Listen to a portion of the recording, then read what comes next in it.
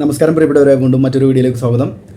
നമ്മുടെ ഷിബു സാറ് മിനിഞ്ഞാന്ന് ഒരു സൂം മീറ്റിംഗ് വിളിച്ചിരുന്നു. ഏകദേശം 44 മിനിറ്റോളം ഷിബു സാറിൻ്റെ വൺ വേ പ്രഭാഷണം ഉണ്ടായിരുന്നു. അപ്പോൾ അതിൽ ഒരുപാട് ആരോപണങ്ങൾ ഷിബു സാറ് ഉന്നയിക്കുന്നുണ്ട്. ഞങ്ങളെക്കുറിച്ചെല്ലാം വളരെ അന്വേഷണാത്മകമായിട്ട് അന്വേഷിച്ചറിഞ്ഞ കാര്യങ്ങളൊക്കെ വെച്ചിട്ട് ഒരുപാട് ആരോപണങ്ങൾ ഷിബു സാർ ഉന്നയിക്കുന്നുണ്ട്. എന്നൊക്കെ വ്യക്തിപരമായിട്ട് പലതും പറയുന്നുണ്ട്. അതിലൊരു കാര്യത്തിന് ഞാൻ അവസാനം മറുപടി പറയാം. അപ്പോൾ അതിൽ ഷിബു സാർ പറഞ്ഞ വളരെ പ്രധാനപ്പെട്ടൊരു കാര്യം, ഒരു ഓഡിയോ ക്ലിപ്പ് കാണിച്ചിട്ട് ജാഫർ എന്ന് പറയുന്നൊരു വ്യക്തിക്ക് ഇവരുടെ അടുത്ത് നിന്ന് വിവരങ്ങൾ ചോർത്തി ഞങ്ങൾക്ക് തരാൻ വേണ്ടിയിട്ട് 1 ലക്ഷം രൂപ കിട്ടുന്നുണ്ട് എന്നാണ്. അപ്പോൾ ഞങ്ങൾക്ക് ഇത് കേട്ടപ്പോൾ വലിയ അത്ഭുതമായിപ്പോയി. ഞങ്ങളെല്ലാം വളരെ സാധാരണക്കാരാണ്, ജോലി ചെയ്തിട്ട് ജോലിയുമായിട്ടൊക്കെ ബന്ധപ്പെട്ടിട്ട് ജോലി ചെയ്ത് കുടുംബം നോക്കുന്ന ആളുകളാണ്. അപ്പോൾ ഈ ഒരു ഞങ്ങളറിയാതെ ഞങ്ങളുടെ 1 ലക്ഷം കൈപ്പറ്റുന്നത് ആരടാ എന്ന് വെച്ചിട്ട് ഞങ്ങൾ അങ്ങനെ നമുക്കെതിരെ ഒരു ആരോപണം വന്നു കഴിഞ്ഞാൽ നമ്മൾ അന്വേഷിച്ചു പോകണമല്ലോ അത് എങ്ങനെ വന്നു എന്നുള്ളത്. അപ്പോൾ നമ്മുടെ ഷിബു സാറിൻ്റെ ആ വോയിസ് കേട്ടപ്പോൾ തന്നെ അതിൽ ഉടായ്പുണ്ട്. കാരണം വളരെ വലിയൊരു സംഭാഷണത്തിൽ നിന്ന് വളരെ ചെറിയൊരു കട്ടിങ് മാത്രമാണ് ഈ ആളുകളെ തെറ്റിദ്ധരിപ്പിക്കാൻ വേണ്ടിയിട്ട് ഷിബു സാർ കാണിച്ചത്. ഇപ്പോൾ നമ്മൾ ഈ ആളെ അന്വേഷിച്ച് പോയി നോക്കുമ്പോൾ അവസാനം ആളെ കിട്ടി. ഇദ്ദേഹം ഹൈറിച്ചിൽ പൈസ നിക്ഷേപിച്ചിട്ട് പൈസ പോയ ഒരു ഹതഭാഗ്യനാണ്, പൈസ പോയ ഒരു നിക്ഷേപകനാണ്. ഈ ആളോട് ഇവർക്ക് ഇത്ര ദേഷ്യം തോന്നാനുള്ള കാരണം, ഇദ്ദേഹം ഇതുമായിട്ട് ബന്ധപ്പെട്ടിട്ട് ഇവർ പറയുന്നതൊന്നും വിശ്വസിക്കാതെ അവരുടെ കോഴിക്കോട് ജില്ലക്കാരനാണ് ഇദ്ദേഹം. കോഴിക്കോട് ജില്ലാ കളക്ടറെയും പ്രതാപൻ്റെ വീട്ടിലും അതുകൂടാതെ ED ഓഫീസിലും തിരുവനന്തപുരത്തുമൊക്കെ പോയിട്ട് അധികാരികളുമായിട്ട് കണ്ട് സംസാരിച്ചിട്ട് ഇത് തട്ടിപ്പാണെന്ന് ഉറപ്പ് വരുത്തിയിട്ടുണ്ട്. അപ്പോൾ ഈ ഒരു ഉറപ്പ് വരുത്തിയതിന് ശേഷം ഇദ്ദേഹം ഇവരോട് തിരിഞ്ഞ് സംസാരിക്കുന്നുണ്ട്. അപ്പോൾ ഇദ്ദേഹം ഇതിൽ നിന്ന് വിവരങ്ങളൊക്കെ ചോർത്തി കൊടുക്കുന്നുണ്ട് എന്ന് പറഞ്ഞിട്ട് ആരോ ഒരു വാർത്ത എയറിലാക്കി. അതുമായിട്ട് ബന്ധപ്പെട്ട് ഒരുപാട് പേര് ഇദ്ദേഹത്തെ വിളിച്ചിട്ട് ഒരുപാട് ബുദ്ധിമുട്ടിച്ചു. നിങ്ങൾ ഞങ്ങളുടെ വാർത്തയൊക്കെ ഉറ്റു കൊടുക്കുന്നുണ്ടോ എന്നൊക്കെ ചോദിച്ചിട്ട്. എന്തായാലും അദ്ദേഹത്തിന് ഒരുപാട് പേര് വിളിച്ച്, ഈ ഹരിച്ചുകാർ ഒരുപാട് പേര് വിളിച്ചപ്പോൾ അദ്ദേഹം പറയുന്നതൊക്കെ ഞാൻ ഒരുവിധമെല്ലാം ഞാൻ കേട്ടു നോക്കി. അപ്പോൾ അതിലൊരു സ്ത്രീ വിളിച്ചതിൽ നിന്ന് ഏറ്റവും അവസാനം കട്ട് ചെയ്ത ഏകദേശം ഒരു 10 മിനിറ്റോളമുള്ള സംഭാഷണത്തിൽ നിന്ന് ഏറ്റവും അവസാനം കട്ട് ചെയ്തതാണ് ഷിബു സാറ് ആളുകളെ തെറ്റിദ്ധരിപ്പിക്കാൻ വേണ്ടിയിട്ട് കേൾപ്പിക്കുന്നത്. എന്തായാലും ഞാനത് ഷിബു സാറ് മുഴുവൻ കേൾപ്പിക്കാത്തത് കൊണ്ട്, ഷിബു സാറെ അങ്ങനെ അങ്ങോട്ട് പോകാൻ പറ്റുമോ? ഒരു ചെറിയ കട്ടിങ് കാണിച്ചിട്ട് ഞാൻ മുഴുവൻ കേൾപ്പിക്കാം. എന്തിനാണ് ഷിബു സാർ ഇങ്ങനെയുള്ള സ്ത്രീകളെ കൊണ്ടൊക്കെ ഇങ്ങനെ പരാതി കൊടുക്കാൻ പോകുന്നവർക്ക് വിളിപ്പിക്കുന്നത് എന്ന് എനിക്ക് മനസ്സിലാകുന്നില്ല. ഞാൻ ന്യായമായി സംശയിക്കുന്നത് ഇതൊരു ഹണി ട്രാപ്പിനുള്ള ശ്രമമായിരുന്നു എന്ന് പോലും ഞാൻ ന്യായമായി സംശയിക്കുന്നുണ്ട്. കാരണം ഈ സ്ത്രീ അവരുടെ ഐഡൻറ്റിറ്റി പോലും പറയുന്നില്ല, അത് വ്യക്തമായിട്ട് ഒളിപ്പിച്ച് വെച്ചിരിക്കുകയാണ്. ഐഡൻറ്റിറ്റിയൊക്കെ ഞാൻ അവസാനം പറയാം, ഇത് ആരായിരുന്നു എന്നൊക്കെ. അങ്ങനെയൊന്നും ഇങ്ങോട്ട് പറന്നു വന്നിട്ട് വായുവിൽ അലിഞ്ഞ് ഇല്ലാതാകാൻ കഴിയില്ല. ഞാൻ ആദ്യം ഈ സംഭാഷണം ഒന്ന് നിങ്ങളെ കേൾപ്പിക്കാം മുഴുവൻ സംഭാഷണം. Hello hello hello hello Jafar സാറാ? അതെ സാർ, അതെ ഹൈറിച്ചിൽ എന്തെങ്കിലും ഇതുണ്ടോ? ഹൈറിച്ചിൽ എന്തെങ്കിലും വർക്ക് ചെയ്യുന്നുണ്ടോ നിങ്ങൾ? ഹൈറിച്ചിൽ വർക്ക് ചെയ്യുന്നുണ്ടോ? അല്ല, ഹൈറിച്ചിൽ ചെയ്തിട്ടുണ്ടായിരുന്നോ? എന്തെങ്കിലും എമൗണ്ട് അങ്ങോട്ട് ഇട്ടിട്ടുണ്ടായിരുന്നോ? കാശ് ഇട്ടിരുന്നു. ഓക്കെ. എന്നിട്ട് എന്തെങ്കിലും കിട്ടിയോ? കുറെ കിട്ടാനായിട്ടുണ്ടോ? നിങ്ങൾ എവിടുന്നാ വിളിക്കുന്നേ? ഞാൻ ബാംഗ്ലൂരിന്ന്. ബാംഗ്ലൂര്. ഹലോ ബാംഗ്ലൂരിൽ നിന്നാണ് വിളിക്കുന്നത്. പിന്നെ നമ്പർ എവിടുന്ന് കിട്ടിയേ? നമ്പർ അത് ഗ്രൂപ്പിന്റെ അകത്തുനിന്ന് കിട്ടിയതാ. എവിടാ സ്ഥലം? നാട്ടില് കോഴിക്കോട്. ഞാന് 3 ലക്ഷം രൂപ ഇട്ട്. ഓക്കെ. എന്റെ വീട് കോഴിക്കോട് തന്നെയാണ്. ഓക്കെ. കോഴിക്കോട് എവിടെയായിട്ടാ? നരിക്കുനി. ഓക്കെ. നിങ്ങൾ കോഴിക്കോട് എവിടെ? കൊറേ കിട്ടാനുണ്ടായിരുന്നോ നിങ്ങൾക്ക്? നിങ്ങൾ കോഴിക്കോട് എവിടെ? ഞാന് ഇവിടെ ബേബി മെമ്മോറിയൽ ഇല്ലേ, അതിന്റെ അടുത്തായിട്ട്.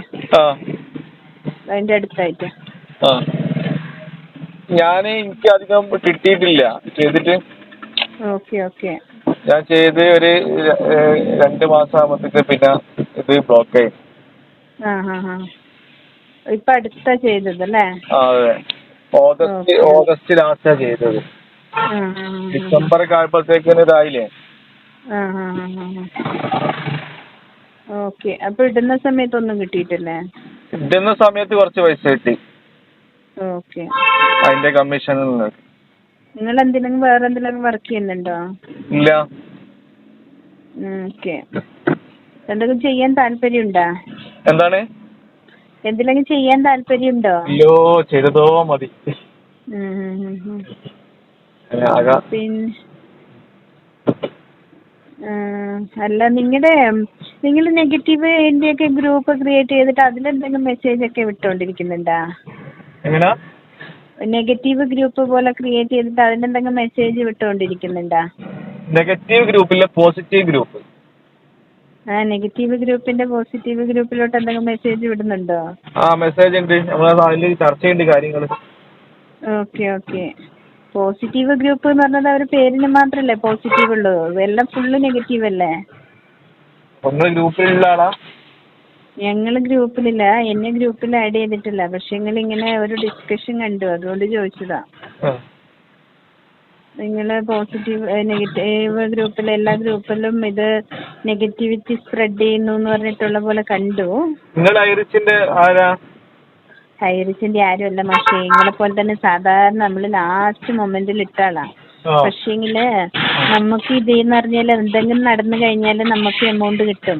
എല്ലാവർക്കും ഉണ്ട് ബുദ്ധിമുട്ടും കാര്യങ്ങളൊക്കെ. അപ്പൊന്ന് വെച്ച് കഴിഞ്ഞാൽ ഉള്ള സമയത്ത് എന്ന് പറഞ്ഞാൽ എന്തെങ്കിലും ഒരു നല്ല കാര്യം ചെയ്യുന്നില്ലാണ്ട് അതിന്റെ അകത്ത് എന്തിനാ പോയിട്ട് ദ്രോഹം ചെയ്തുകൊണ്ടിരിക്കുന്നത് എന്നുള്ളതാ. എന്താ നമ്മള് ദ്രോഹം ചെയ്തത്?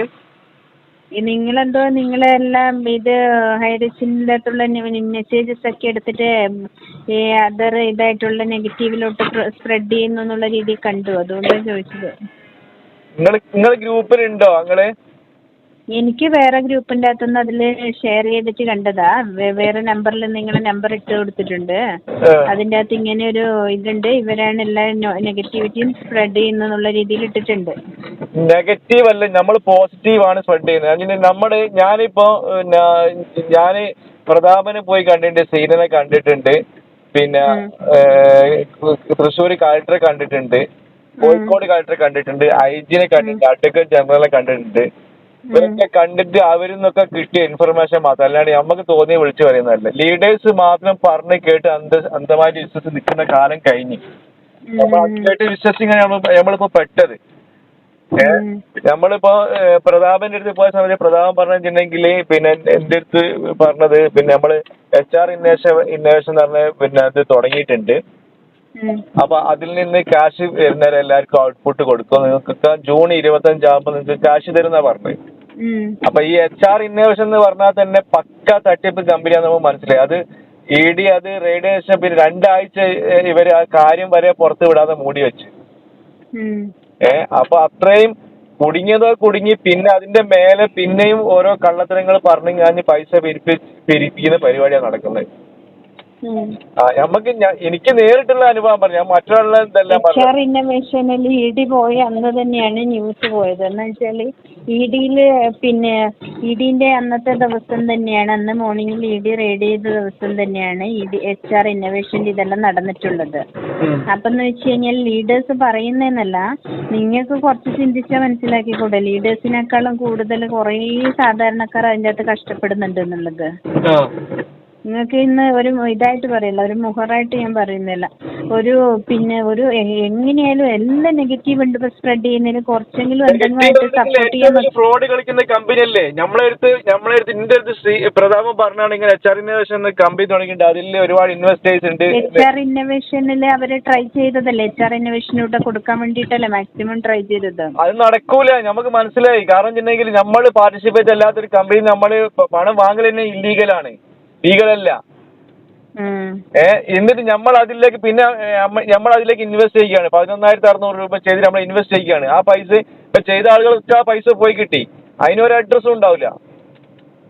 11,000 എന്ന് പറഞ്ഞാൽ അത് ചെയ്തിട്ടെങ്കിലും കൊടുക്കാനായിരിക്കൂലേ അവര് ട്രൈ ചെയ്തിട്ടുണ്ടാവും എന്ന് പറഞ്ഞിട്ടുണ്ട്. ഇത് പക്കാ മണി ചെയിൻ പരിപാടിയാണ്, നമുക്കത് പൂർണ്ണമായിട്ട് ബോധ്യപ്പെട്ട് കഴിഞ്ഞ്. കാരണം നമ്മൾ ആള് പറഞ്ഞത് പിന്നെ ഓര് പറഞ്ഞതൊക്കെ തന്നെ എന്ന് പറഞ്ഞിട്ട് നമ്മൾ അവിടെ പോയ സമയത്ത് ഒരുപാട് പ്ലാനിങ് ഉണ്ടായിരുന്നു, ഒരുപാട് ഭാവി പരിപാടികൾ ഉണ്ടായിരുന്നു. പക്ഷെ അതൊന്നും ചെയ്യാൻ പറ്റിയില്ല, തുടങ്ങണമെന്ന് വിചാരിച്ച് നിന്നായിരുന്നു. അപ്പോഴാണ് പിടിവിടുന്നത് എന്ന് നമ്മളത് പക്ക പറഞ്ഞു എന്ന് പറഞ്ഞിട്ടുണ്ടെങ്കിൽ. നിങ്ങൾ എപ്പോഴാ പോയ? അപ്പൊ നിങ്ങളുടെ കയ്യിൽ പോയതിന്റെ പ്രൂഫ് എന്തെങ്കിലും ഉണ്ടോ? പോയതിന്റെ പ്രൂഫോ? എന്തിനാ പോയതിന്റെ പ്രൂഫ്? അല്ല, പോയതിന്റെയോ പോയിട്ട് അവരെടുക്കുന്ന സംസാരിച്ചതെല്ലാം എല്ലാരും പോയാലും ഒരു ഫോട്ടോ എടുക്കും, എന്തെങ്കിലും സംസാരിക്കുമ്പോ അതിന്റെ എന്തെങ്കിലും റെക്കോർഡ് ഉണ്ടാവും. എന്തെങ്കിലും നിങ്ങൾ അത്ര ഇതായിട്ട് പോയിട്ടുണ്ട്, നിങ്ങളുടെ കയ്യിൽ എന്തെങ്കിലും പ്രൂഫ് ഉണ്ടോ? എന്തിനത് മാഡത്തിന്? അല്ല, അങ്ങനെ ഉണ്ടെങ്കിൽ ഞങ്ങളും വിശ്വസിക്കും. എന്താന്ന് വെച്ചാൽ നമ്മളും സാധാരണക്കാർ, നമുക്കും അങ്ങനെ എന്തെങ്കിലും എമൗണ്ട് കിട്ടിക്കഴിഞ്ഞാൽ കാര്യമില്ലേ. നിങ്ങളുടെ കയ്യിൽ കറക്റ്റ് ആയിട്ടുള്ള അതിനുള്ള പ്രൂഫ് ഉണ്ടെങ്കിൽ ഞങ്ങൾ നിങ്ങൾ പറയുന്ന പോലെ നിങ്ങളുടെ കൂടെ തന്നെ ചെയ്യാൻ തയ്യാറാ. നിങ്ങൾ നമ്മളെ വിശ്വസിക്കണം, ഒരു നിർബന്ധമില്ല. നമ്മളിപ്പോ നിങ്ങൾ വിശ്വസിക്കണം എന്നല്ല പറയുന്നത്. നിങ്ങൾ വിശ്വസിക്കണം എന്ന് ഒരു നിർബന്ധമില്ല. ഞാനിപ്പോ ഈ പറഞ്ഞിട്ട് ഇതിപ്പോ നിങ്ങൾ പറയുന്നത് ഞാൻ വിശ്വസിക്കണമെന്ന് നിങ്ങൾക്ക് നിർബന്ധം ഉണ്ടായിരിക്കും. പക്ഷെ എനിക്ക് ഞാൻ പറയുന്നത് ഇപ്പൊ പറഞ്ഞില്ലേ, ഇതിപ്പോ പറഞ്ഞ വാക്കില്ലേ, അതെന്താ നിങ്ങളിപ്പോ പറഞ്ഞ വാക്ക്? ഞാൻ പക്ക കളവ് പറയുന്നല്ല പറഞ്ഞതിന്റെ അർത്ഥം. അങ്ങനെയല്ല, നിങ്ങൾ നിങ്ങൾ അങ്ങനത്തെ ഒരു ഉള്ള ഒരാളെ നിങ്ങൾ സംസാരിക്കേണ്ട. ഞാനിപ്പോ പറയുന്നത് പക്ക കളവായിട്ട് നിങ്ങൾ പറഞ്ഞിരിക്കുന്നത്. അത് നിങ്ങൾക്ക് തോന്നിയിട്ടുണ്ടാവും. ഞാൻ അവിടെ പോയി പ്രതാപനെ അടുത്ത് സംസാരിച്ച് പ്രതാപൻ പറഞ്ഞ കാര്യങ്ങൾ ഞാൻ കഴിഞ്ഞ് പറഞ്ഞത്. അപ്പൊ അത് നിങ്ങൾക്ക് റെക്കോർഡ് വേണം. ഞാനായിട്ട് പരിപാടി ഒന്നും ചെയ്തിട്ടില്ല. റെക്കോർഡ് അല്ല, നിങ്ങൾ പോയതെന്ന് പറഞ്ഞാൽ ഓഗസ്റ്റിൽ എന്ന് പറഞ്ഞ പോലെ ഓഗസ്റ്റിലിട്ട് ഒരാളെന്ന് വെച്ച് കഴിഞ്ഞാൽ ഏതായാലും പിന്നെ അത്ര ഇതായിട്ടൊന്നും ഇരിക്കൂല. നിങ്ങൾക്ക് ഒരു ഇതായിട്ട് പിന്നിലൊരു ഇതില്ലാണ്ടെന്നും നിങ്ങൾ കളിക്കുകയില്ല. എന്താണ് അങ്ങനെ അല്ല, നിങ്ങളിപ്പോ പോയി എന്ന് പറഞ്ഞില്ലേ, നിങ്ങളിപ്പോ അതിന്റെ ഹെഡ് ഓഫീസിൽ പോയിട്ടുണ്ടായിരുന്നു. ഹൈറിസിന്റെ ഹെഡ് ഓഫീസിൽ പോയി. അല്ല, ഹെഡ് ഓഫീസിലല്ല, പ്രതാപന്റെ വീട്ടിൽ പോയി എന്നല്ലേ പറഞ്ഞേ? പ്രതാപന്റെ വീട്ടിൽ പോയത് ദിവസം അങ്ങാറ്റും നിങ്ങൾക്ക് ഓർമ്മയുണ്ടോ? ദിവസം ഞാൻ ഓർക്കുന്നില്ല. എനിക്ക് ഇനിയിപ്പോ നിങ്ങൾ കൂടുതൽ കിട്ടി സംസാരിക്കണമെങ്കിൽ നിങ്ങളെ കാര്യങ്ങൾ പറയണം. സംസാരിക്കണമെങ്കിൽ നിങ്ങള് കോഴിക്കോട് എവിടാന്ന് പറഞ്ഞത്? ബേബി മെമ്മോറിയൽ എടുത്തോ? ബേബി മെമ്മോറിയലിന്റെ അടുത്ത്. ബേബി മെമ്മോറിയൽ എവിടാ താമസം? അതൊക്കെ ഞാൻ പറഞ്ഞോളൂ. അതൊക്കെ എന്തിനാ നിങ്ങൾ അറിയുന്നത്? അല്ലാത്ത അങ്ങനത്തെ ഒരു ഐഡിയ ഇല്ലാത്ത ഒരാളായിട്ട് നമ്മൾ സംസാരിക്കാൻ താല്പര്യം. അയ്യോ, എനിക്ക് ഐഡിയ ഇല്ലാത്ത ഒരാളുമല്ല. പക്ഷെ ഐഡിയ ഉള്ളതുകൊണ്ടല്ലേ ഞാൻ എന്റെ നമ്പർ എടുത്തിട്ട് വിളിക്കുന്നത്. അല്ല, നിങ്ങളെ നമ്പറാണ്. ഏത് നമ്പർ ഞാൻ അറിയില്ല. ഞാൻ നമ്പർ വന്ന് കോൾ എടുത്തു, അത്രേ ഉള്ളൂ. നമ്പർ കണ്ട് കോൾ എടുക്കുന്നില്ല. നിങ്ങളോട് എനിക്ക് അങ്ങനെ ഇതായിട്ട് നെഗറ്റീവായിട്ട് സംസാരിക്കലുമല്ല. പക്ഷെങ്കിൽ എന്തെങ്കിലും ഒന്ന് പടച്ചു വിടുമ്പോഴേ അതിന്റെ സത്യാവസ്ഥയും കൂടെ നോക്കണ്ടേ? നിങ്ങളെപ്പോലെ എത്രയോ സാധാരണക്കാരല്ല അതിന്റെ അകത്ത് കിടക്കുന്നത്. നിങ്ങൾക്ക് ഒരു കാര്യം കേൾക്കണ്ടേ? നിങ്ങളൊരു കോഴിക്കോട്ടുകാരി അല്ല എന്നുള്ളത് നിങ്ങളെ വർത്താനം മനസ്സിലാവും. അതെന്റെ വർത്താനം എന്ന് പറഞ്ഞാൽ കോഴിക്കോട്ടുകാരി അല്ല എന്ന് പറയാൻ എന്താണെന്നറിയോ? ഞാൻ കൊറേ വർഷമായിട്ട് അവിടെയല്ല. ഞാൻ കോഴിക്കോടാണെങ്കിലല്ലേ കോഴിക്കോട്ടുകാരി എന്നുള്ളതിന്റെ ഇതുണ്ടാവും. എത്രയോ വർഷമായിട്ട് അവിടെ ഉണ്ടെങ്കിൽ എന്റെ ഭാഷ എന്ന് പറയാൻ കൊറേ ആയിട്ട് ഔട്ട് ഓഫാ. അപ്പൊ അവിടെ ഉണ്ടെങ്കിൽ എന്റെ ഭാഷ അതേ ഉണ്ടാവും. കോഴിക്കോട്ടുകാരി എന്ന് പറയാം. നിങ്ങൾ കൊറേ വർഷമായിട്ട് എവിടെ? ഞാൻ കൊറേ വർഷമായിട്ട് ബാംഗ്ലൂര്, ചെന്നൈ അവിടെയാണ്. കുറച്ച് നാൾ എബ്രോഡ് ആയിരുന്നു. നിങ്ങൾ ഈ കോളിന്റെ അടിസ്ഥാനക്ക് മനസ്സിലായില്ല നിങ്ങൾ എന്താണ് വിളിച്ച് എന്താണ് ഉദ്ദേശിക്കുന്നത്? ഒന്നുമില്ല, വിളിച്ച് ഉദ്ദേശിച്ചൊന്നുമല്ല. പക്ഷെങ്കിലെന്ന് വെച്ചാല് അങ്ങനെയല്ല, നിങ്ങൾ നെഗറ്റീവ് ഗ്രൂപ്പിലൊക്കെ ഒരുപാട് നെഗറ്റീവ് എങ്ങനെ പോസിറ്റീവ് ഗ്രൂപ്പ് ക്രിയേറ്റ് ചെയ്തത്. നിങ്ങൾ ഒരു കാര്യമൊക്കെ ഉണ്ട്. നിങ്ങളിപ്പോ പറഞ്ഞത് തന്നെ മനസ്സിലായി. കാരണം നമ്മൾ പറയുന്നത് കള്ളത്തരാണ് എന്നുള്ളത് നിങ്ങൾക്ക് ഡൗട്ട് ഉണ്ട്. അങ്ങനെ ഡൗട്ട് ഉള്ള ആൾക്കാർ കേൾക്കേണ്ട. അങ്ങനെയല്ല, നിങ്ങളാണ് എല്ലാ ഗ്രൂപ്പിലോട്ടും കണ്ട എല്ലാം ഷെയർ ചെയ്യുന്നതെന്നാണ് പറഞ്ഞിരിക്കുന്നത്. അപ്പൊ അങ്ങനെയാണെങ്കിൽ നിങ്ങൾ അങ്ങനെ ഷെയർ ചെയ്യുന്നത് അത് നിങ്ങൾ അല്ല, നിങ്ങൾക്ക് എന്തെങ്കിലും ഒരു കാര്യം ഇല്ലാണ്ട് എന്തെങ്കിലും നിങ്ങൾ ഇങ്ങനെ ഷെയർ ചെയ്യോ? ഇപ്പൊ നമുക്ക് നമുക്കൊരു പ്രാണം പോകുന്നതെന്ന് വെച്ചാല് നമ്മളെ പോലെ തന്നെ ഒരു മാസത്തിൽ 1 ലക്ഷം രൂപ ശമ്പളം കിട്ടേണ്ടി പോരെ? 1 ലക്ഷം രൂപ ശമ്പളം കിട്ടേണ്ടി കണ്ടവരെല്ലാം വന്നു കഴിഞ്ഞാലൊന്നും ഒരു ഉപകാരം ഉണ്ടാവില്ല കേട്ടോ. 1 ലക്ഷം രൂപ ശമ്പളത്തിന് ചെയ്യുന്ന കേട്ടോ. എന്താണ് ശിവ സാറേ കേൾപ്പിക്കുമ്പോൾ മുഴുവൻ കേൾപ്പിക്കണ്ടേ?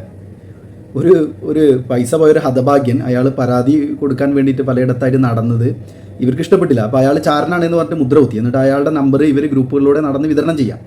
എന്നിട്ട് അയാൾക്ക് പലരെ കൊണ്ട് വിളിപ്പിക്കുക. നമ്മുടെ ബിജു കുറ്റ്യാടിയൊക്കെ വിളിച്ചിട്ടുണ്ട്. ബിജു കുറ്റ്യാടിയുടെ ഒക്കെ വോയിസ് കേട്ടാൽ എന്തൊരു ധാർഷ്ട്യത്തിലാണ് ഈ ജാഫർ എന്ന് പറയുന്ന വ്യക്തിക്ക് വിളിക്കുന്നത്.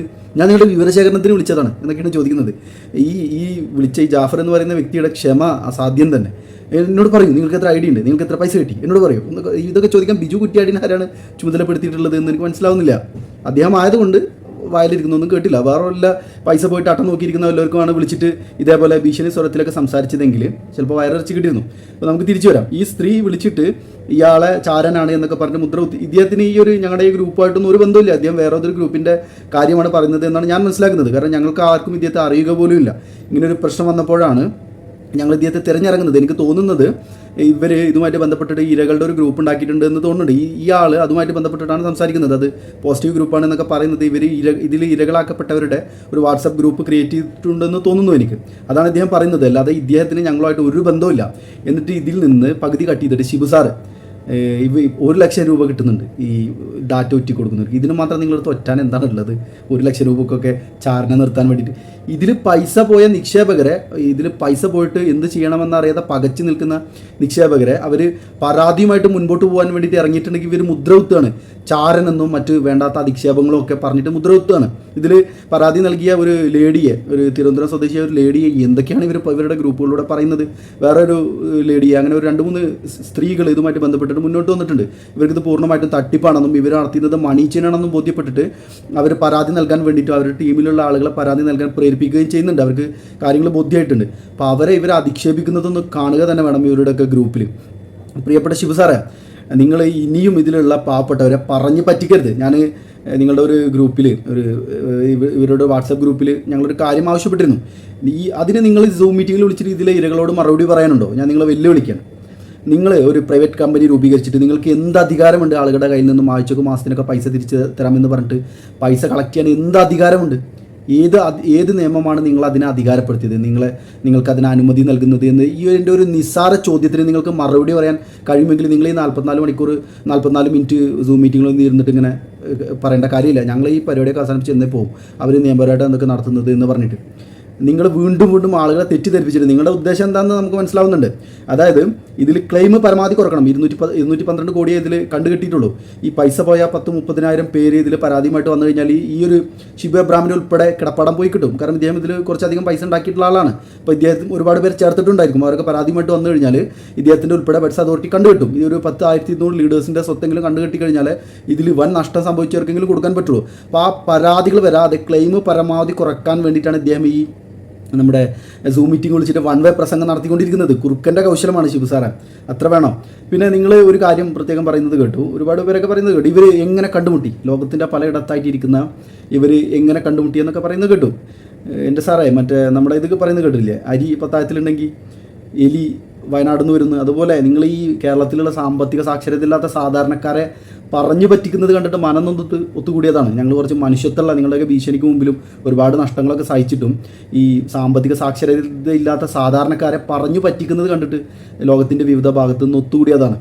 അല്ലാതെ ഇതിൽ നിങ്ങൾ ആരോപിക്കുന്നത് പോലെ 1 രൂപയുടെ സാമ്പത്തിക നേട്ടം, 1 രൂപയുടെ സാമ്പത്തിക നേട്ടം ഞങ്ങൾക്ക് ആർക്കെങ്കിലും ഉണ്ടായിട്ടുണ്ട് എന്ന് നിങ്ങൾ തെളിയിച്ചാൽ, രേഖകൾ വെച്ച് നിങ്ങൾ സമർത്ഥിച്ചാൽ, ഞങ്ങൾ ഈ പരിപാടി, ഞാൻ ഈ യൂട്യൂബ് ചാനൽ അടച്ചു പൂട്ടും. നിങ്ങൾ ഒരുപാട് ഇതുണ്ടല്ലോ, നമ്മുടെ വാട്സപ്പ് ഗ്രൂപ്പുകളൊക്കെ ഉണ്ടല്ലോ, അതൊക്കെ അടച്ചു പൂട്ടും. എന്തിനാണ് ശിവു സാറേ ഈ ആളുകളെ വീണ്ടും നിങ്ങളിങ്ങനെ പറ്റിച്ചുകൊണ്ടിരിക്കുന്നത്? പിന്നെ പ്രിയപ്പെട്ടവരെ, ഈ ഒരു പൈസ പോയ സഹോദരനെ, ജാഫർ എന്ന് പറയുന്ന സഹോദരനെ, അദ്ദേഹം ഇതിൽ ഈ നിക്ഷേപ തട്ടിപ്പിൻ്റെ ഇരയാണ്. നിങ്ങളെല്ലാം കേട്ടിരിക്കും. അദ്ദേഹത്തിന് ഏകദേശം 3 ലക്ഷം രൂപയോളം നഷ്ടപ്പെട്ടിരിക്കുകയാണ്. ഈ ഇരയെ വിളിച്ചിട്ട് ചാരൻ എന്നൊക്കെ പറഞ്ഞ് മുദ്ര കുത്തിയിട്ട് അത് റെക്കോർഡ് ചെയ്ത് പ്രചരിപ്പിച്ച ഒരു മഹതിയുണ്ട്. അവരിതിൽ അവരുടെ ഐഡൻറ്റിറ്റിയൊക്കെ മറച്ചു വെച്ചിട്ടുണ്ട്. കുറച്ച് ബുദ്ധിപൂർവ്വമാണ് കളിച്ചിരിക്കുന്നത്. ഈ വിളിച്ച നമ്പറൊന്നും ഈ ഹൈറിച്ചുമായിട്ടൊരു ബന്ധമില്ലാത്ത നമ്പറാണ്. പക്ഷെ അങ്ങനെ അങ്ങോട്ട് ഒഴിഞ്ഞു പോകാൻ പറ്റുമോ ഒരാളെ അപമാനിച്ചിട്ട്? അങ്ങയുടെ അഡ്രസ്സ് ഞാൻ പറയട്ടെ സഹോദരി, മിനി സതീഷ് കുമാർ അല്ലേ, നിങ്ങളുടെ ഒറിജിനൽ പേര് മിനി RK, സതീഷ് കുമാറിൻ്റെ ഭാര്യയായ Mini RK. Okay, date of birth 27/3/1984. Positive ബ്ലഡുകാരിയാണ് താങ്കൾ അല്ലേ? താങ്കളുടെ അഡ്രസ്സ് ഞാൻ പറയാം. TC Palliyar road, near Koshy hospital, Raveendranagar, north Bangalore, Karnataka അല്ലേ? നിങ്ങളുടെ HRID HRMI 286-0814. പ്രിയപ്പെട്ടവരെ, ഇതിലുള്ള ഈ നിക്ഷേപ തട്ടിപ്പിൽ പൈസ പോയ ആളുകൾ എല്ലാ മാർഗ്ഗങ്ങളും അടഞ്ഞിട്ടാണ് ഒടുവിൽ പരാതിയുമായിട്ട് മുൻപോട്ട് വരുന്നത്, ഇത് തട്ടിപ്പാണെന്ന് തിരിച്ചറിഞ്ഞിട്ട്. അപ്പോൾ ഇതിൽ ഇങ്ങനെയുള്ള ലീഡേഴ്സ്, ഈ ഷിബു എബ്രാഹിമിനൊക്കെ പോലെയുള്ള ആളുകൾ പിരികെട്ടി വിടുകയാണ് കുറച്ച് സ്ത്രീകളെ, ഇതുമായിട്ട് ബന്ധപ്പെട്ട് പരാതി പോകുന്നവരെ ഭീഷണിപ്പെടുത്താൻ വേണ്ടിയിട്ട്. അത് തന്നെയാണ് മുൻപ് സംഭവിച്ചിരുന്നത്. മുൻപ് പ്രതാപനായിരുന്നു ഇങ്ങനെ പിരികെട്ടി വിട്ടിരുന്നത് സ്ത്രീകളെ. ഓഫീസിലുള്ള സ്ത്രീകളെയൊക്കെ കൊണ്ട് പലർക്കും വിളിപ്പിച്ചിട്ട് മോഹന വാഗ്ദാനങ്ങളെല്ലാം കൊടുപ്പിച്ചിരുന്നു. അപ്പോൾ അങ്ങനെയുള്ളതിന് ഇനി ഇതിൽ സ്ത്രീകൾ നിൽക്കരുത്. നിങ്ങൾ ഏതെങ്കിലും നമ്പറിൽ നിന്നൊക്കെ വിളിച്ചിട്ട് അങ്ങോട്ട് ഭീഷണിപ്പെടുത്തിയിട്ടൊക്കെ ഉണ്ട് വെച്ചെങ്കിൽ ആളെ തിരിച്ചറിയില്ല എന്നൊന്നും കരുതരുത്. നിങ്ങളുടെ പറമ്പിൽ ഏത് നമ്പൂതിരിയുടെ പറമ്പിലെ അടിയാധാരത്തിൽ ഏത് നമ്പൂതിരിയുടെ പേരാണെന്ന് വരെ കിട്ടാനൊന്നും ഇക്കാലത്ത് വലിയ ബുദ്ധിമുട്ടില്ല.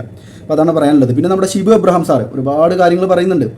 നമ്മുടെ വൈറൽ ഇൻഫോ ബ്ലോഗ് കല്യാണത്തിൽ നിന്ന് വിളിച്ചിട്ട് വന്നില്ല എന്നൊക്കെ പറയുന്നുണ്ട്. അന്ന് നടന്ന കാര്യങ്ങളൊന്നും കൂടെ ഈ പറഞ്ഞ ആളോട് ചോദിച്ചു നോക്കിയാൽ മതി. പിന്നെ എന്നെക്കുറിച്ച് പറഞ്ഞത്, ഞാൻ നാട്ടിലെത്തിയതിന് ശേഷം റിലേറ്റീവ്സിൻ്റെ വീട്ടിലൊന്നും പോകാതെ ഒളിച്ചിരിക്കുന്നു എന്നൊക്കെ പറഞ്ഞു. എനിക്ക് വളരെ അത്ഭുതമായിപ്പോയി സഹോദര.